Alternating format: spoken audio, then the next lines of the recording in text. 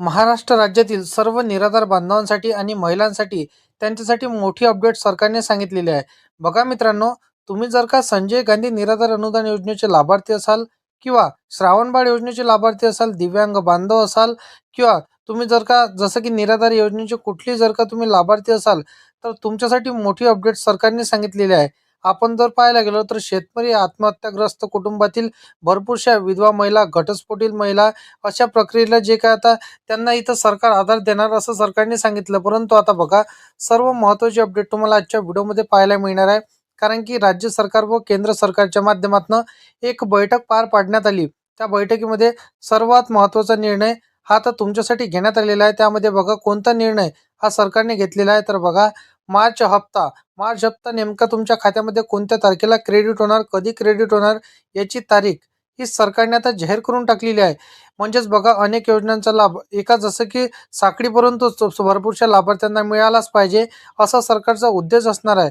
आता बघा, मार्च महिना म्हणजे वर्षाचं एंडिंग आपल्या वर्षामध्ये मानला जात असतो.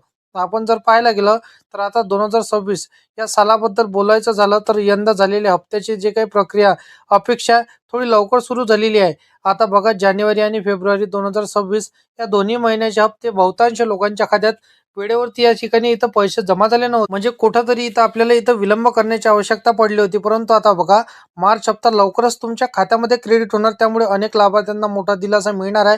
आता बघा, सगळ्यात इथं महत्त्वाचा प्रश्न आपण जर पाहायला गेलं तर मार्च हप्त्यासंदर्भातील महत्त्वपूर्ण अपडेट हे आजच्या व्हिडिओमध्ये तुम्हाला पाहायला मिळणार आहे.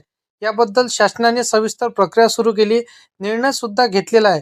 आता बघा, 21 फेब्रुवारी 2026 पर्यंतच्या उपलब्ध इथं माहितीनुसार अजूनही कोणत्याही लाभार्थ्यांच्या खात्यात मार्चचा हप्ता जमा झालेला नाही. हप्ता जमा होण्यापूर्वी साधारणपणे काय होतं, ते महा डी-बी-टीची पोर्टलवरून किंवा मोबाईलच्या SMS च्या माध्यमातून ती एक सूचना दिली जाते. त्या सूचनेमध्ये हप्ता येण्याची तारीख त्यांनी सांगितलेली आहे.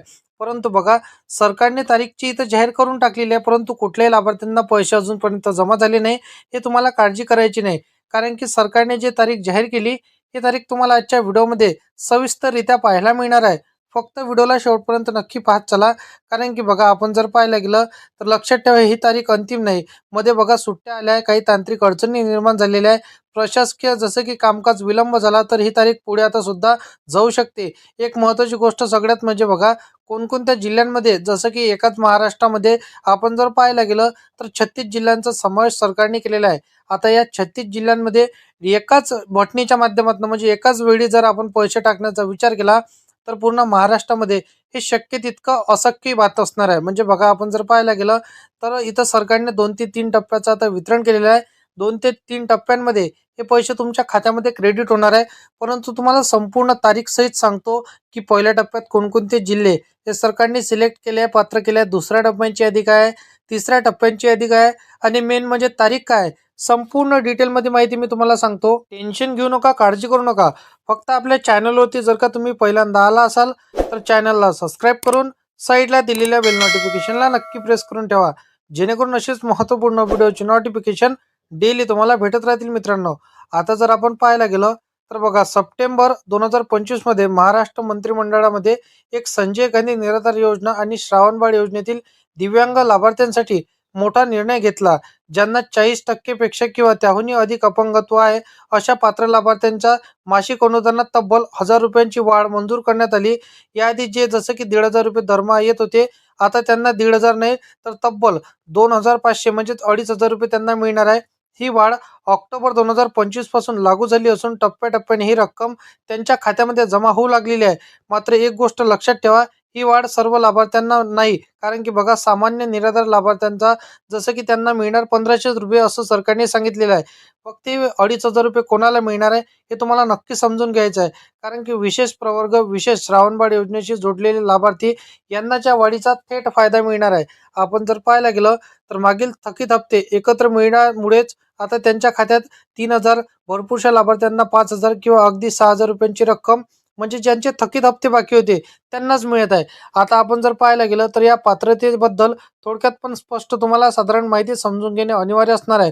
बघा, 18 ते 65 वर्ष असण आता बघा अत्यंत गरजेचे आहे, कारण की काही विशेष प्रणालीमध्ये थोडे अपवाद इथं असू शकतात. कुटुंबांचे वार्षिक उत्पन्न 21,000 रुपयेपर्यंत असावं, तर दिव्यांगांसाठी काही ठिकाणी मर्यादा 50,000 रुपयेपर्यंत आहे. आता अर्जदार हा महाराष्ट्र किमान 15 वर्ष राहिलेला असावा, कुटुंबाचं दारिद्र्य रेषेखाली इथं असावं, उत्पन्न मर्यादित असावं, असं सरकारने सांगितलेलं आहे. परंतु आपण जर पाहायला गेलं, या अटी शर्तीमध्ये जरी तुम्ही बसत नसाल, तरी जर का तुम्ही अर्ज इथं भरला असेल, आतापर्यंत तुम्हाला हप्ते मिळाले असेल, तर काळजी चिंता करू नका. कारण की बघा, एक सत्य गोष्ट सांगतो, म्हणजेच बघा, 2,500 रुपये आता हे तुम्हाला मिळणार आहे, हे तर झालं एक बाजू. परंतु दुसरी बाजू आपण जर पाहायला गेलं, तर 21,000 रुपये वार्षिक उत्पन्न कोणाचंच नाही. त्यापेक्षा जास्तीचं सर्वांचं उत्पन्न असणार आहे, ही गोष्ट तुम्हाला देखील माहीत आहे. आणि सारे जे काही लाभार्थी असणार आहे, जे खऱ्या अर्थाने अर्ज केले त्यांनाही देखील लाभ मिळते. आणि भरपूरशा लाभार्थ्यांनी पैसे भरून चुकीच्या माध्यमातून एजंटला पकडून आणि अप्रुव्हल घेऊन त्यांना हप्ते चालू केलेल्या अशांना देखील लाभ मिळते. कारण की बघा, एक कडू सत्य तुम्हाला सांगण्याचा प्रयत्न करतो. सरकार आपल्या घरी येऊन पाहत नसते, याला किती अपंगत्व आहे. आपण जर बनावटी कागदपत्र बनवले तर 100% आपल्याला लाभ मिळते. म्हणजेच बघा, यामध्ये कुठल्याच इथं लाभार्थ्यांचा हप्ता बंद होणार नाही, याची तर 100% गॅरंटी मी तुम्हाला देत आहो. बाकी बघा, मार्च हप्ता कधी मिळणार, याची तारीख काय असणार आहे, पहिल्या टप्प्यातील जिल्हे काय असणार आहे, हे तुम्हाला बघायचं आहे. कारण की बघा, जर आधार बँक लिंक नसेल तर हप्ता इथं तुमचा अडकू शकते, तुम्हाला नक्की समजायचं आहे. कारण की काही अटी शर्ती ह्या सरकारने ज्या लावलेल्या आहे, त्यामध्ये जर तुम्ही बसाल तर तुमचा हप्ता कायमचा तुमच्या खात्यामध्ये येत राहतील. बघा, डायरेक्ट बेनिफिट ट्रान्सफर म्हणजे डीबीटी प्रणालीच्या माध्यमातून हे आपल्या खात्यावरती सरकार पैसे टाकत असते. म्हणजे तुमच्या बँकेच्या खात्याला आधार कार्ड लिंक नसेल, करून घ्या. कारण की दरवर्षी 2025 मध्ये वेगळा नियम होता, आता 2026 मध्ये वेगळा नियम आहे. आणि आपण जर पाहायला गेलं तर 2027 मध्ये देखील वेगळा नियम सरकार लावू शकते. म्हणून तुम्हाला दरवर्षी तुमच्या बँकेच्या खात्याला आधार कार्ड लिंक करायचं आहे. दर 2 ते 4-5 वर्षांना तुमचं आधार कार्ड अपडेट करायचं आहे.